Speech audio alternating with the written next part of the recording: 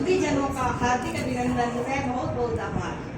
आज मैं खुद स्वयं को बहुत ही भाग्यशाली महसूस कर रही हूँ कि मुझे आप जैसे गुणीजनों का सानिध्य प्राप्त हुआ।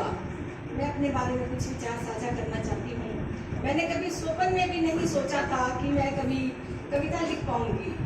मन में विचार बहुत उठते थे कि हाँ मैं कुछ लिखूं, पर मुझे उसके लिए कोई प्लेटफॉर्म पर मंच नहीं मिला। तो मुझे सबसे पहले पवन गहलोत जी का मैं सबसे पहले उनका धन्यवाद करना चाहूँगी। उनके ही मार्गदर्शन से मतलब कई लोगों से मैं सीखी हूँ, मतलब बहुत लोगों से सीखी हूँ। जब भी जहाँ भी गई हूँ मैंने कुछ सीखने की कोशिश की है। नीरज बंसल को भी मैं अपनी सभाओं में हमने भारत विकास परिषद में कविताएं पाठ करते हुए देखती थी, तो और लोग बोले पीछे बैठ के कुछ गॉसिप करते थे, लेकिन मुझे कविता सुनने में आनंद आता था।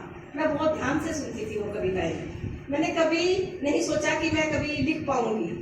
तो ये एक पवन गहलोत जी का ही एक मेरे ऊपर एक समझ लो एक भगवान की दृष्टि रही कि उन्होंने मुझे इस काम के लिए चुना। कि उन्होंने मुझे एक बार फोन किया और बोला कि 2 लाइनें बोल दीजिए फोन पर। तो मैंने कभी लिखा ही नहीं, मैं बोलूंगी क्या। फिर भी मैंने जैसे तैसे 2 लाइनें लिखी, बोली फोन पर। लाख कमी है मुझ में लेकिन ढूंढती हूँ एक सिकंदर, ये कैसे मुमकिन है आखिर, झांकू पहले अपने अंदर।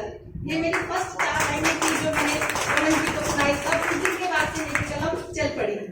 उस दिन के बाद से मुझे कुछ लिखने की हौसला मिला।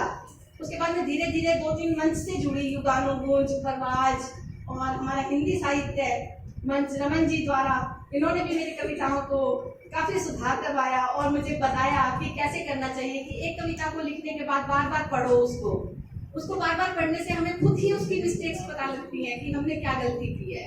उन्हें सुधारने की मैंने भरपूर कोशिश की। फिर भी मैं एक नई कलाकार हूँ, नई कलमकार हूँ। कुछ मिस्टेक्स हो सकती है, कुछ गलतियाँ हो सकती हैं, तो उसके लिए मैं सबसे क्षमा प्रार्थी हूँ। मैं सबसे क्षमा चाहती हूँ कि मेरी गलतियों को इग्नोर करें। और कंचन मुखीजा जी, ये भी मुझे हमेशा प्रोत्साहित करती थी, शायद अब चली गई है। उन्होंने मुझे हमेशा कहा कि आप लिखो। और एक मेरी ननद है रानी दीदी, वो मेरी फूफस की लड़की दिल्ली रहती है, वो तब भी फोन पे बात होती, कहती भाभी आप लिखा करो। मैंने कहा दीदी मैंने कभी लिखा नहीं, मैं कैसे लिखूं। बोले आप कोशिश करोगे तो सब हो जाएगा।